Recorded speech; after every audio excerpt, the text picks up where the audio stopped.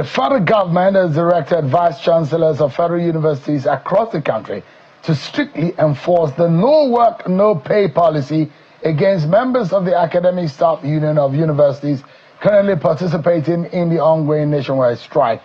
You can see the directive circulated in a circular dated today, signed by the Minister of Education, Dr. Tunji Alausa, and the circular was copied to the head of the Civil Service of the Federation, the Permanent Secretary of Education, Pro-Chancellors of all federal universities, Director General of the Budget Office of the Federation, the Accountant General of the Federation, and the Executive Secretary of the National Universities Commission. According to the circular, the Federal Ministry of Education has expressed dissatisfaction over reports of the continued industrial action by ASUU despite repeated calls for dialogue, stressing the government would no longer tolerate non-compliance with extant labor laws. ASUU had now announced a total and comprehensive 2-week warning strike affecting all public universities across Nigeria. The union's national president, Professor Chris Buwana, says that the university, he says this at the University of Abuja in a press statement where he said there has been no meaningful progress to prevent the union from moving forward with its planned industrial action. Now, we will be taking a look at what the federal government is doing on one hand and what ASUU is saying and demanding on the other hand. But this is the Minister of Education earlier today on a sister program where he was saying that there is nothing else that the federal government is supposed to do that it hasn't done. But why is ASUU on strike? Let's take a listen to this recap from the Minister of Education, Professor Dr. Alausa. Federal government tertiary institution negotiation team met with them for several hours on Friday. Senator Teji Osho, who was deputizing for Alhaji Ali Ahmed, was in constant communication with ASUU president all through Saturday and Sunday. I was also working the phone with Senator Osho, checking with him. He reached out multiple times with calls and tests. He did not get any response back. We are doing everything to avert any strike.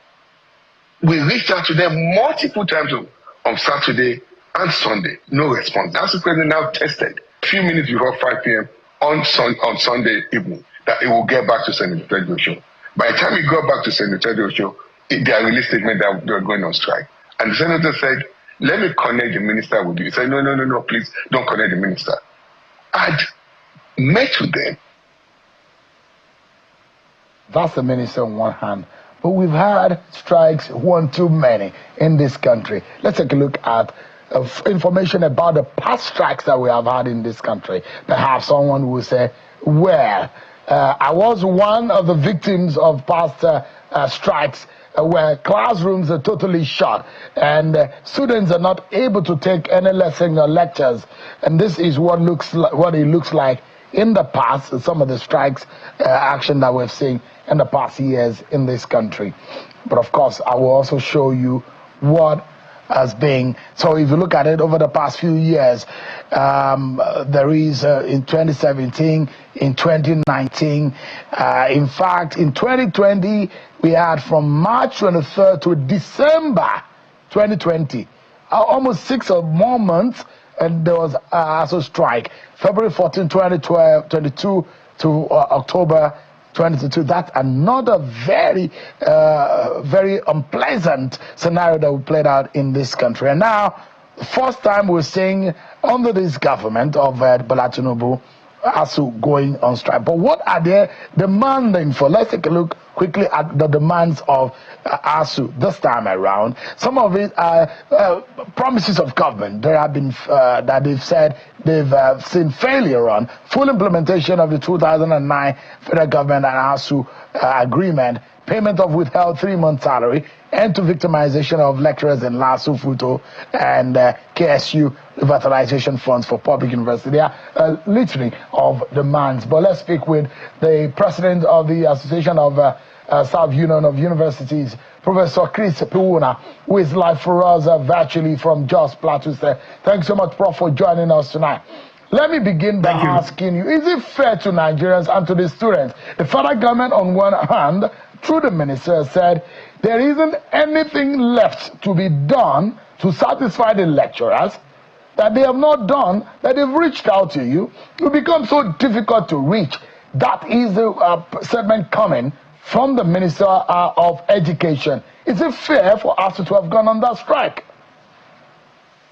Thank you very much for this opportunity to clear the air on some of these issues that the minister has raised. Actually, I never got to listen to his interview until now, and I have a fair idea of what he was saying.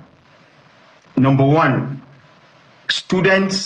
Nigerian students and academic staff union of universities are victims of governments.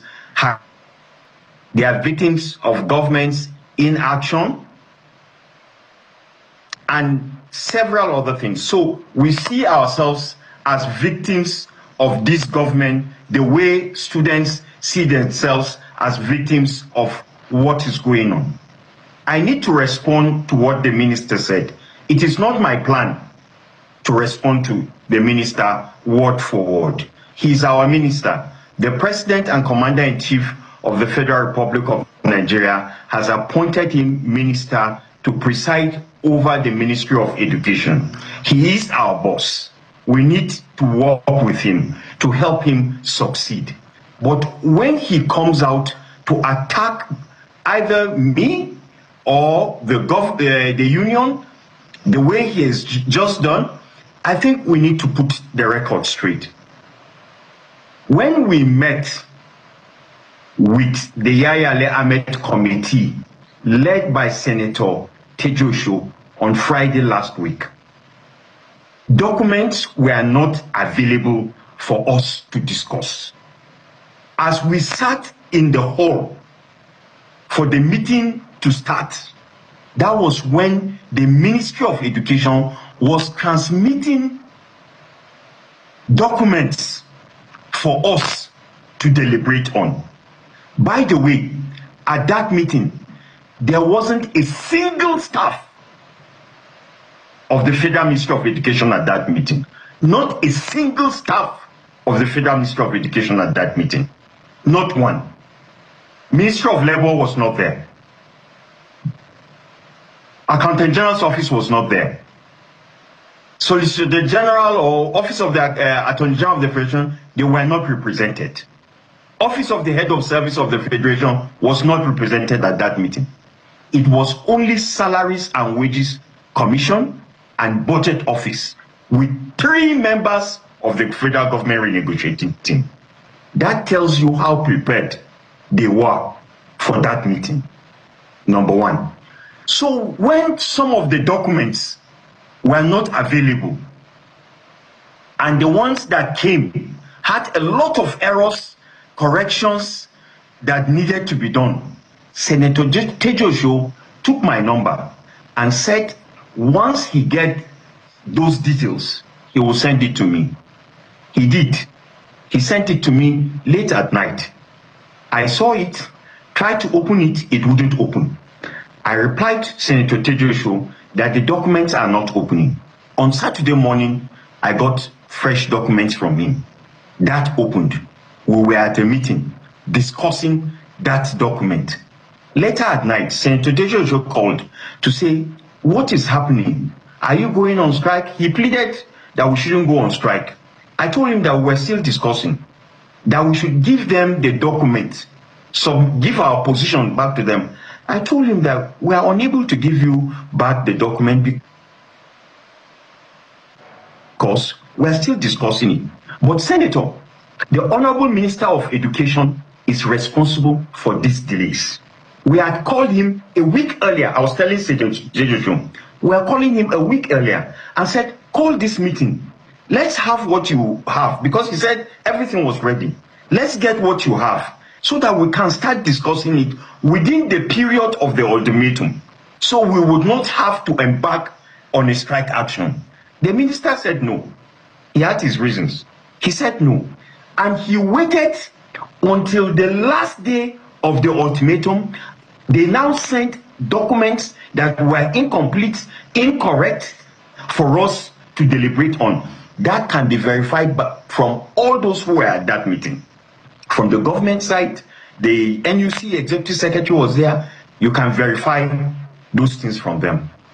I now tell Senator Tejuosho that the minister is responsible for this delay.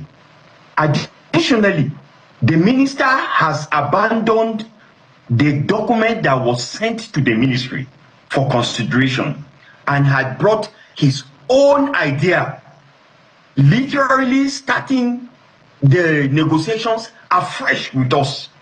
That is not done in any negotiation. When I started telling Senator Tejuosho this, he offered if he could join the minister. I said, no, sir, don't join the minister in this conversation. Tell him exactly what I've said, if you can. He said, okay. So there wasn't, it's not like I'm denying that I didn't want to talk to the minister. So, Prof, I told Senator. Yeah. So, Prof, this is all about, from your own analysis, you were saying you were not difficult to reach, and that the fact that all this fraud lies on the doorstep of the Ministry of Education. Is that what you're saying?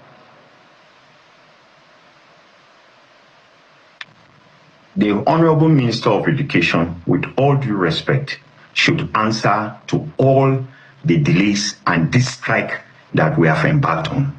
He has a lot to answer to students and to our members, and indeed to Nigerians. Why he delayed the meeting till the last day, even when he had the chance to do it a week earlier. So you gave a 14 days ultimatum, isn't it? Yes, we did. 2 weeks ultimatum. In all of these, how many consultation meetings did you have?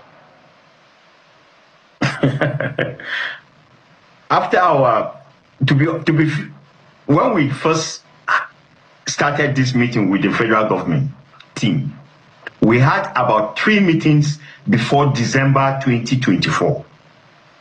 After December 2024, we kept waiting for the federal government team to call us back to tell us what the federal government, their principal, had told them about what we had agreed at plenary. We never got to hear from them. We wrote letters. We never met with them. We wrote letters. We met with the Minister of Education between May or so to August, about twice officially over this matter, twice. We met twice. And at one of the meetings, we had asked him on the 11th of August, to be precise, that why is it taking you long to respond to the document that the committee you set up have submitted to you? And he said to us that honestly, he never saw the report until February. It was said to have been submitted in December. Yeah. He said he never saw it until February. Okay, sir, fine. Many things happened. Christmas came, New Year came, Hajj came, all those things. From February to now, what has happened? Nothing was done to that report. It was when we went to Sokoto for a meeting and threatened strike that the minister called for a meeting to consider that report on the 28th of August. We're talking about the report that was submitted to his office in December. Let's say February, since he said he saw it in February. We're talking about the report that was submitted to his office in February. And then we're in August. Look, Sheung, I don't want to talk about the minister, what he has done, what he has not done, what we have done, what we have not done. That is not the way out of this situation. We have embarked on an action, and we are willing to go back and discuss with this government on the best ways to resolve this matter. We are willing. Forget about what Dr. Alausa did or didn't do. For to intervene and get this matter resolved. ASUU is willing. We are ready. We are available to discuss this matter once and for all. So, Professor Puwuna, I asked that question specifically because there are a litany, a list of the demands that you are making. And one might get confused as to how the federal government and how long they will take to be able to resolving or agreeing on your demands. Well, that's the reason. A simple question: how best do you think these can be resolved, and how quickly can it be? That was the point I was trying to make, that we are available. I received calls from government officials today telling us that they are willing to restart this discussion.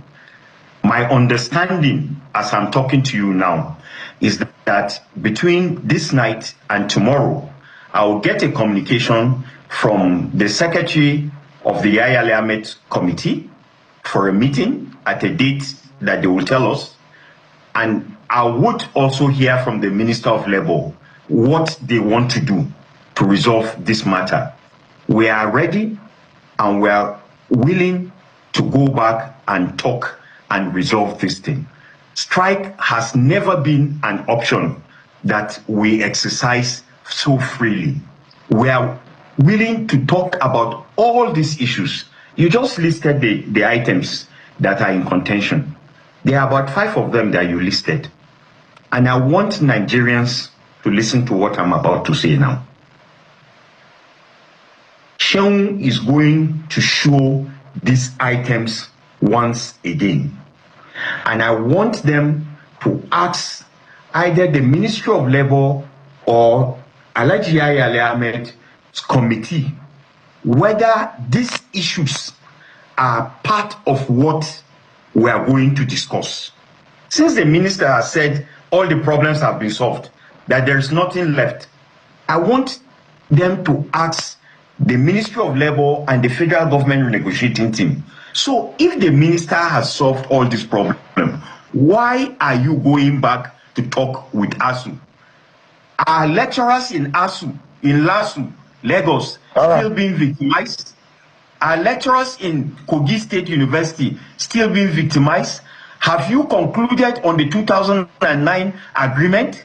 Is government owing us 12 months of 35% salary increase?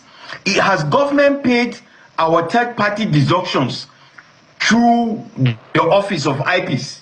Because they are the ones. Puwuna, because of our time, we need to go. But let me ask you quickly. The no work, no pay, from today, you will not be getting a pay. As long as you are on strike, you and your colleagues, the federal government said there won't be pay for you. How are you reacting to that? We don't respond to threats. We don't respond to threats. And nobody can threaten us. We don't respond to threats. Is this a threat or a policy of government? They are your employers. And they say when you're not working, you will not get paid. It's a policy. He's threatening us. He's writing to NAMDA. He's writing to Konwa. He's telling them that they can get their salaries, trying to cause divide and rule. All of us are united in this matter. Konwa is with us. NAMDA is with us. SANU is with us. NASU is with us. NAT is with us. Polytechnics are with us. Colleges of education are with us. He has got something coming. He had rather sit down and solve this problem, or he will see how he can divide all this out and succeed. Professor Chris Puwuna is the president of ASUU. Thank you so much indeed. I plead with you for the sake of the students, universities classes are short. Those who want to write exam are not able to do that. For the sake of the students, let the federal government come to reason and let ASUU also come to reason. Sit down together and let's resolve this. Well, thank you so much. My regards to you and your colleagues, comrades there. Thank you so much. Thank you very much.